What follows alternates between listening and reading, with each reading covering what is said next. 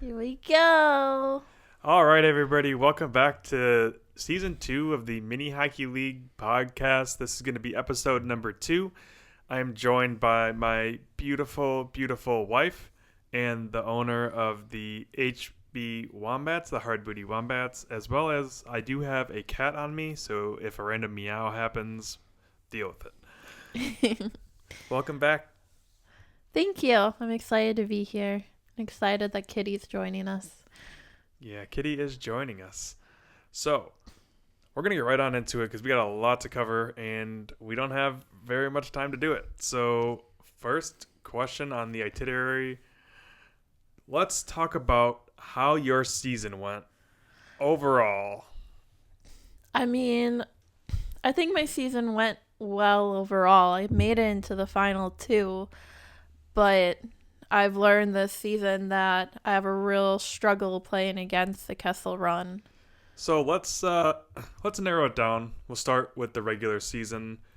You ended up 6-2-2. You were the number 1 seed for a couple of weeks there at the end, and you started out really strong.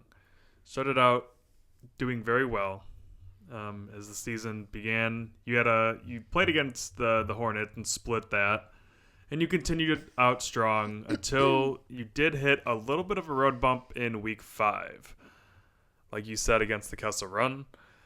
What do you think happened in the season that changed it so dramatically, or do you think it's just something that the Kessel Run have over you? I think, it was like the first time we had ever gone up against each other, period. And, I feel like he was playing a very, consistent game. And then I played him, and he completely changed his strategy. And then I, couldn't react, and he was just blocking everything I was doing. Yeah, it definitely seemed like you struggled overall in week 5 to score. It definitely did feel like the Wombats had a downturn in scoring towards the end of the season. I think it was just that last. You think so? That last set of games. You only put up 4 against the Pucks in 2 games, whereas at the beginning of the season, you put up 8, 4, and I guess 3. So, yeah, you're right. I guess it wasn't too bad of a drop-off. It just really did feel like it felt like in that last week you got smothered pretty badly. Yeah, it was rough. Do you think that hurt your confidence going into the playoffs? I don't think it hurt my confidence, but I think, I wanted it even more. But, I'm glad that I lost to, the Kessel Run as opposed to a different team. Well, let's talk about the postseason then. So, in round number 1, you fell to seed number 2 and matched up against the Hornets, which ideally worked out for you pretty well. So you won that series. Crushed them. Yeah, you crushed them. How did you feel going into that series before it began? I was nervous because obviously I lost to them in the finals last season. But, I kind of always have the same strategy with the Hornets. And once you get them flustered, they have a really hard time recovering. And they start, shooting wide. And, their defense isn't very good to start with. So it makes it a bit easier to get it going. And then I made that crazy goal.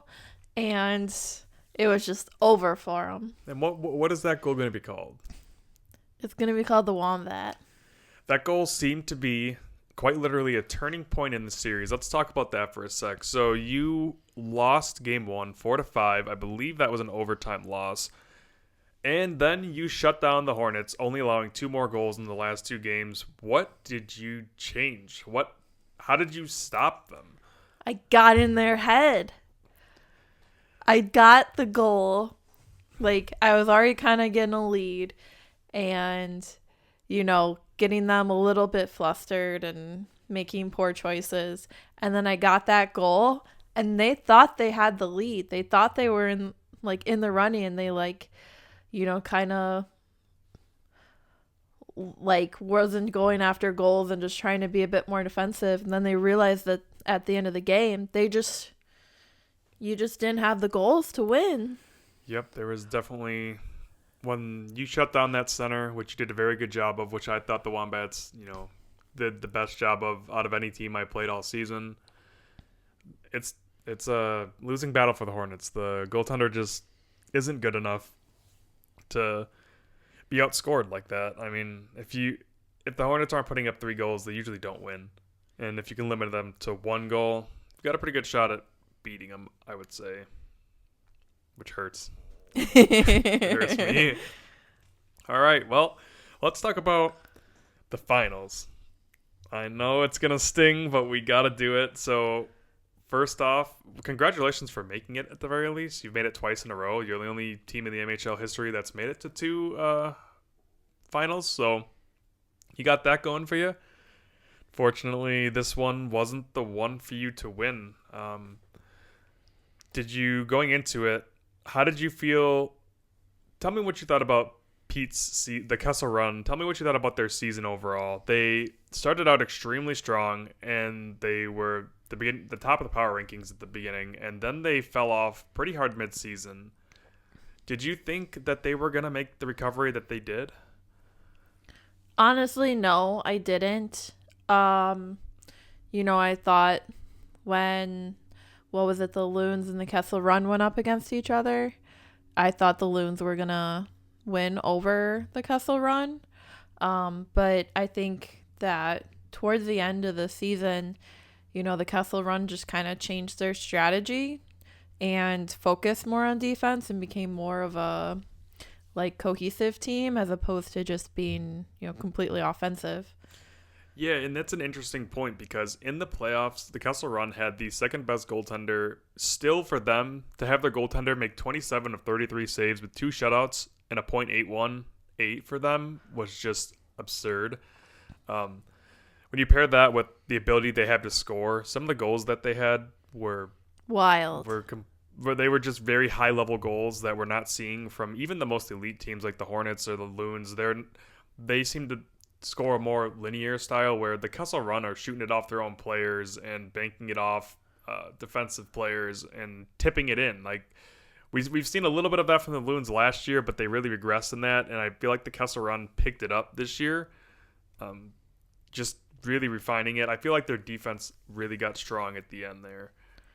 Yeah, and I feel like their goals, like, it's almost like pool. They're like bouncing, pucks off of other players and off the walls and in. Yeah, it felt very Wombat-esque as you guys started the season. So tell me, in the finals, you did mention that the Kessel Run did have a style that you didn't really understand yet. What went wrong for you offensively? Because the goal scoring was not there. You did not technically you scored 2 goals in week 5, but those were both own goals, and you only scored 3 goals against, 1 goal in the finals. What went wrong offensively? It's more than just Pete being defensive because you've played defensive teams in the Loons and the Pucks. What was going wrong with you personally? I don't know. I mean, I feel like I don't necessarily think about where I'm shooting. I just kind of like shoot and hope it kind of goes in the general direction and some miracle happens. But, I think like the Kessel Run, their players were always anticipating where I was going to go and where I was going to shoot, no matter which player it was. Where I feel like other teams usually think I'm going to shoot in a different direction and like not think I'm going to score from, a defense. What was it? A defenseman? Yeah. And I feel like he was blocking my defenseman goals really well and just being on top of all my passing and just blocking everything. Just an excellent showing by the Kessel Run. Just one more. We can stop praising Pete here. But just one last thing on the Kessel Run. Just in general, with the season that they had, what would you tell the Kessel Run now that it's all over? And obviously, congratulations. But what would you tell them going forward? that everyone's gonna keep adapting their game and they can't get cocky. Yeah, they definitely got a chip on their shoulder. So let's shift gears a little bit. Let's talk about the Wombats' strengths and weaknesses. So, what do you think your biggest strength this season was overall? It could be a player, it could be your defense, it could be your goaltending. Like, out of everything, what do you think your biggest strength was this year? And do you think it matched what your biggest strength was last year? I think overall I was pretty consistent with last year. I'm not a huge like high scoring team. Um, I try and get like 1 point lead and then just play defense. And, I try and just like shoot from everywhere. I don't have one player that's really, taking all the goals like the Hornets are. Yeah, and with that, the scoring in in season 2, excuse me, has gone up a little bit. It went from about 1.67 goals per game to 3.66. So it's almost a 1.5 goal jump. With that one goal, you like to get 1 or 2 goals. Do you think that's going to be enough going forward as the league becomes more offensive? No, because, I think I'm still just going to focus on like my goaltending. And I think that was part of a change in this season is I wasn't relying as much on my goaltending. And I kind of let that slip this season. And I think that'll be something I refocus in on next season. So an interesting stat about that is last season, goaltending was a .74 average throughout the league. Now, in the postseason, it jumped up dramatically to .836. But this year, in the regular season, it was .755, which is a little bit higher than last year. But in the playoffs, it dropped to .684. It was a drastic drop. So I was expecting more goaltending in the postseason, but that didn't seem to happen this year. And I think that could have affected your style of play because you rely on goaltending, and it wasn't really there this season. It was more of an offensive postseason. There was a lot of offensive threats. That seems to be a weakness of yours. Is scoring. I know it stinks, but do you have any plans to overcome that? Do you plan on keeping your one hand on the goalie strategy? Do you plan on trying more of what Anthony and the Liberty have done and implemented a hybrid system that's helped him a little bit, where he keeps his hand on the goal in the defensive zone, but will move his hands in the offensive zone to two different players? No, I'm still going to play the one-handed style.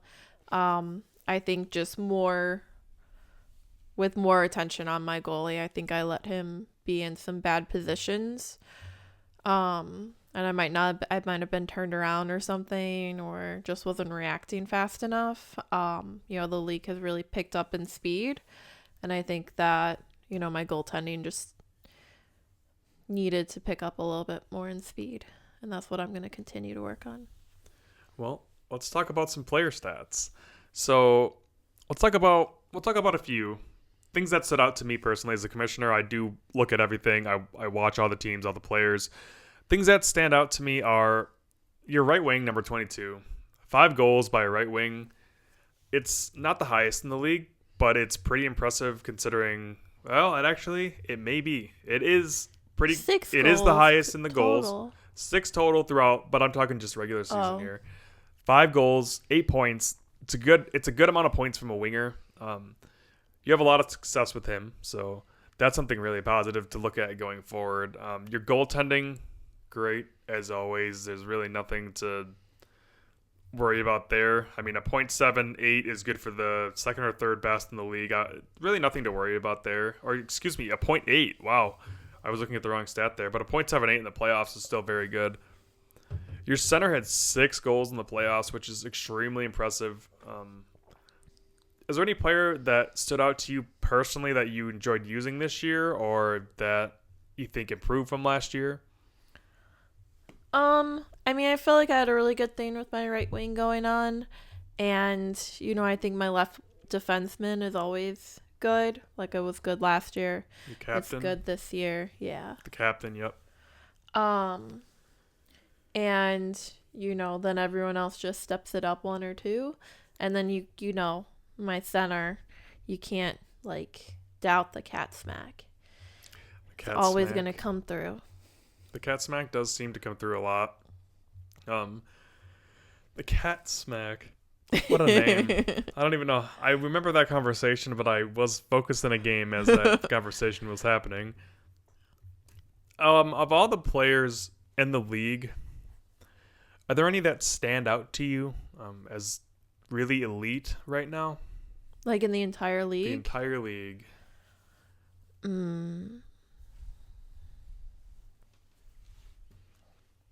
I feel like obviously the Hornets center, is always gonna be up there. Tell people to start shutting him down better. I think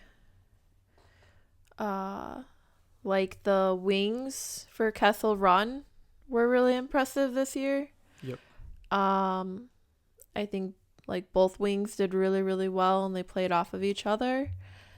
And I feel like the Loons defensemen did really well this year. Yep. I would argue that the best player in the league this season was the Loons left defenseman. 86, tied for first in points, and 4 goals, 4 assists. That shot is crazy. He is ripping that thing off the backboard really hard. Mm-hmm.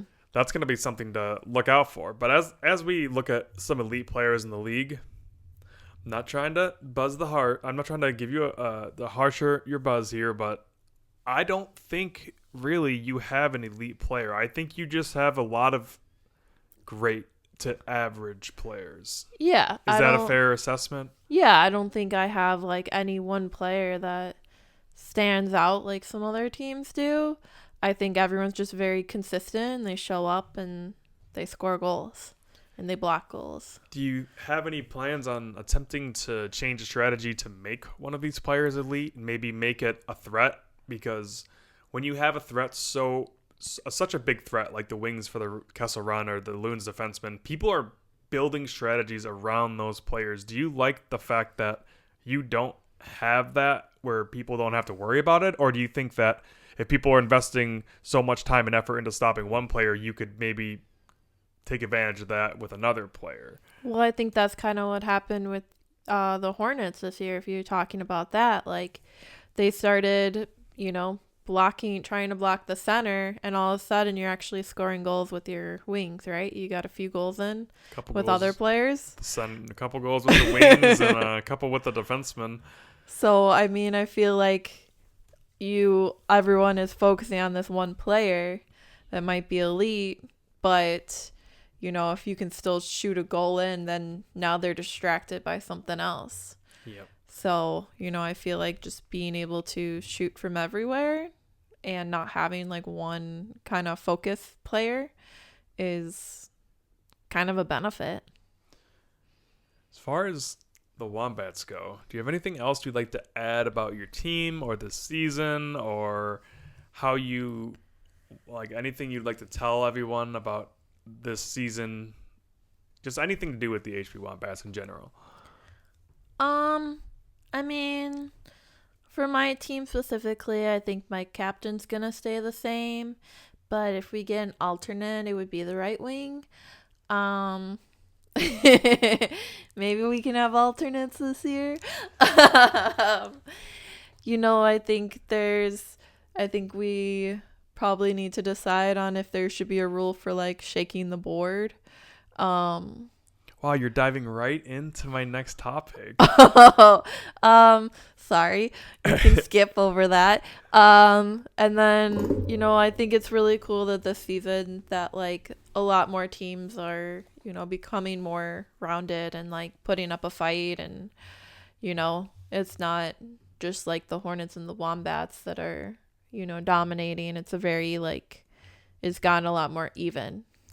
Yes, it really has. And now let's talk a little bit about the league in general, and we'll close it out here. So let's talk about Is there anything you'd like to see coming next season? You hinted in there at alternates, which is really neat, and then you double hinted in there at penalty, or I guess not penalties, but well, maybe penalties. Is that something that you'd be passionate about seeing, penalties?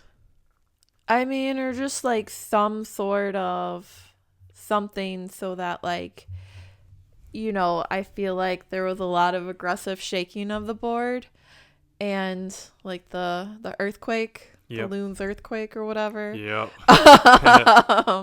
That I feel like that's probably not going to help the longevity of our board, and I think a goal got tipped in there when it probably wouldn't have. Yeah. So I feel like there should be some sort of like penalty or reset or something. But I don't know what that penalty shot looks like, but I think it would just be that. I think it would just be a penalty shot. But the thing is that if we're talking about aggressive shaking, is it a committee? We all vote, all the players who are there vote if this is a penalty. Is it our call as the commissioners? Is it my call as the stat keeper and / referee? Like, who would make the call? That's the real question. And I think it would be the stat keeper and referee. what about pucks going out of play? Is that a penalty? If you get too aggressive with your goalie spitting it out, do you think you should have to pay the consequences? You get too aggressive trying to get that puck into the other net.